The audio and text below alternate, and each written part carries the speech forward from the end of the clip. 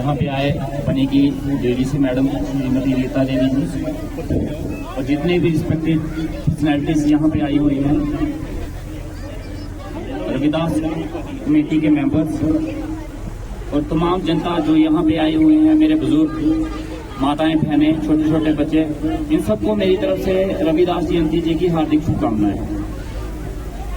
पहले तो मुझे लगता है सबसे पहले इनके नाम से हमें शुरुआत करनी चाहिए, तो मैं चाहूंगा कि जोरदार तरीके से, जोरदार आवाज में हम गुरु जी का एक नारा लगाएं।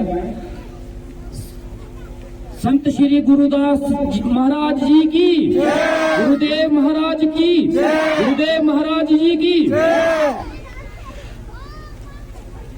मैं पहले भी आता रहा हूँ इस फंक्शन में, लेकिन विधायक बनने के बाद पहला फंक्शन है मेरा ये यहाँ पे।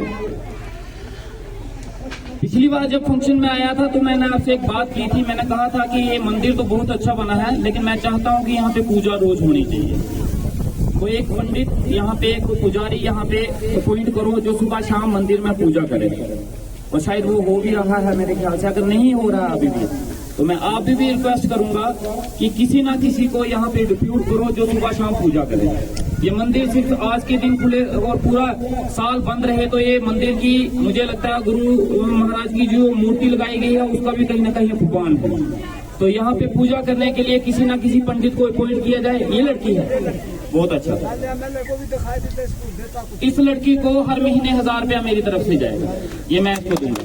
और सभी मैं गुजारिश करूंगा जो भी यहाँ पे आता है, जो ऐसे अच्छे काम करता है, उसको अपने तरफ से कुछ ना कुछ सहयोग जरूर देना चाहिए। पहले डिमांडों पे बात करेंगे, बाकी हम सारे जिस फंक्शन के लिए आए हैं उसके ऊपर सभी ने बहुत कुछ बोला है। हमारे बड़े भाई साहब, बड़े और छोटे हो मेरे से, उम्र कितनी है? छोटे। मेरे छोटे भाई साहब ने जितनी डिमांडें की यहाँ पे, मैं मंदिर के सामने खड़ा होकर आपसे वादा करता हूँ ये सारी डिमांडें मैं पूरी करूंगा। ये मेरा आपसे वादा है। चाहे वो 4 दीवारी की डिमांड है यहाँ पे,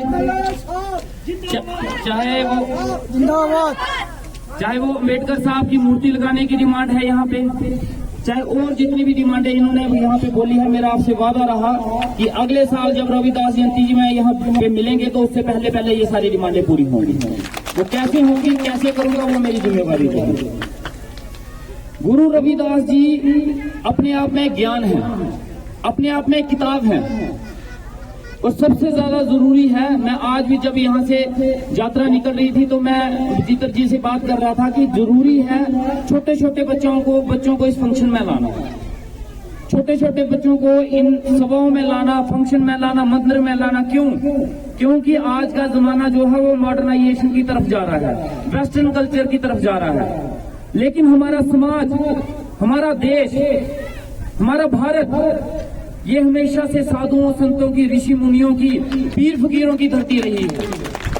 लेकिन हम मॉडर्नाइजेशन की तरफ इतना चले जा रहे हैं, वेस्टर्न कल्चर की तरफ इतना जा रहे हैं कि हम भूल चुके हैं कि वो संत महाराज कौन थे, वो महान ऋषि मुनि कौन थे जिन्होंने सृष्टि पे इतने इतने काम किए, जो सृष्टि पे रहे, वो थे क्या और उन्होंने किया क्या।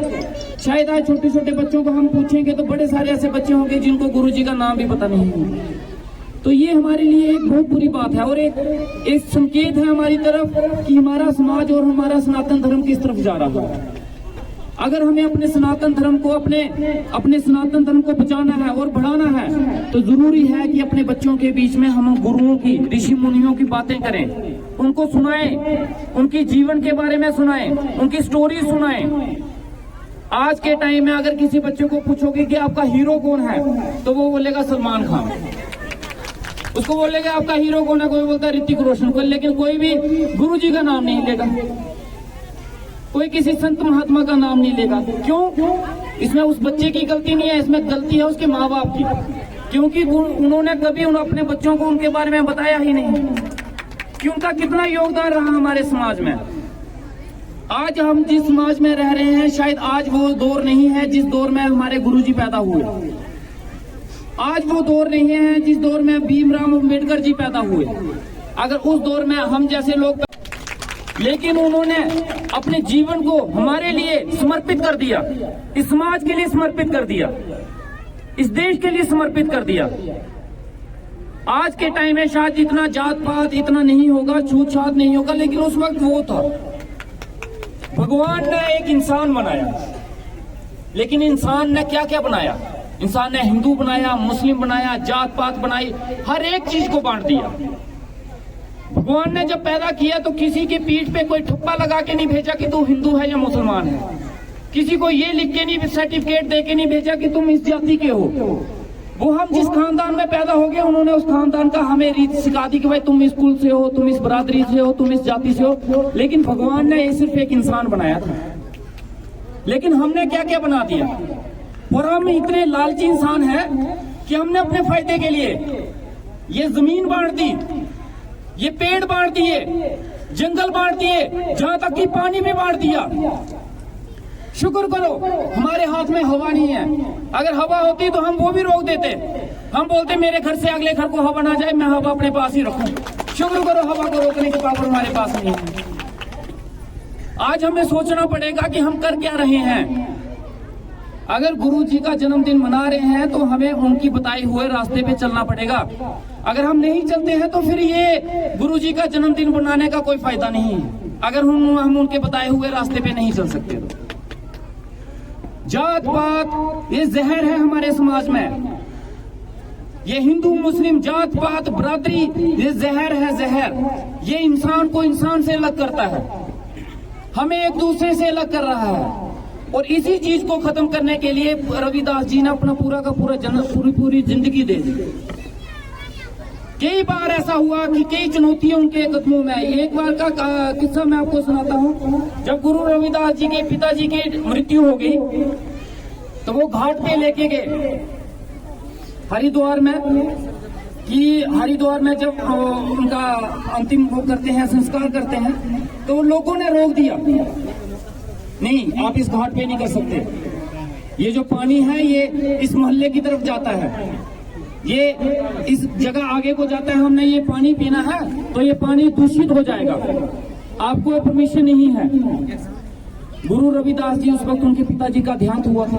वो वहां पे बैठ के उनकी आत्मा की शांति के लिए प्रार्थना करने लगे। इतनी देर में वहां इतना तूफान आया, इतनी आंधी आई कि गंगा का रुख बदल गया था।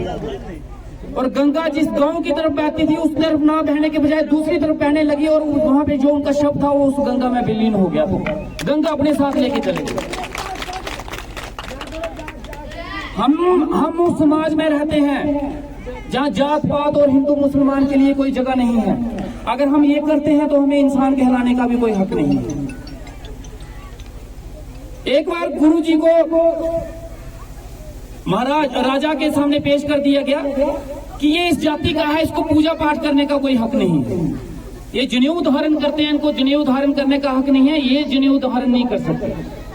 राजे के आगे पेश कर दिया गया।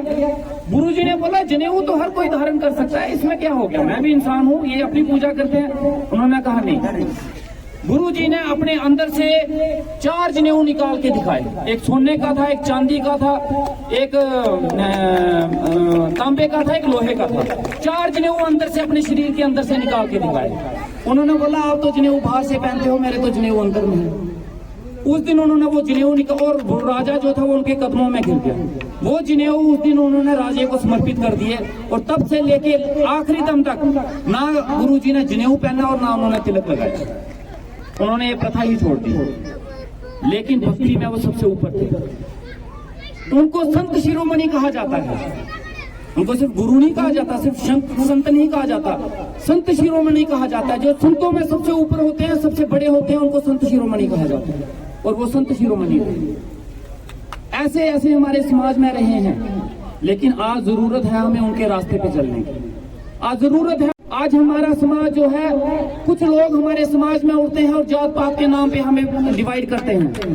कुछ लोग उठते हैं हमें हिंदू मुसलमान के नाम पे डिवाइड करते हैं। लेकिन हम सभी इंसान हैं।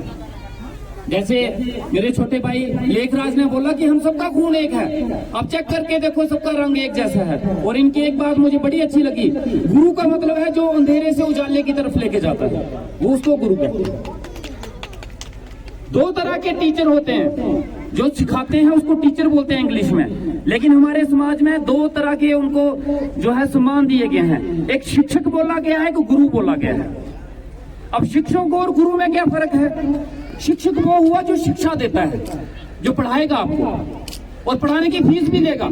जैसे हमारे के स्कूल के टीचर होते हैं, उनको शिक्षक बोला जाता है। वो आपको पढ़ाएंगे किताब। गुरु कौन होता है? गुरु वो होता है जो अपने जीवन का गुर पूरा ज्ञान आपको बांट दे, बिना लालच के, बिना पैसों के, सब कुछ दे दे, उसको गुरु बोलते हैं। और आज के जमाने में गुरु बनना इतना आसान नहीं है। शिक्षक सभी बन जाएंगे लेकिन गुरु कोई नहीं बन पाएगा।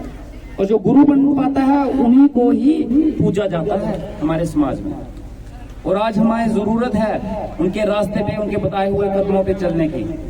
अगर हम ये नहीं कर पाएंगे, अगर हम ऐसे ही जात पात और हिंदू मुसलमान के नाम पे बढ़ते रहें, तो ये मेरी बात याद रखना, ये समाज, ये देश, ये हमारा जितना भी भाईचारा है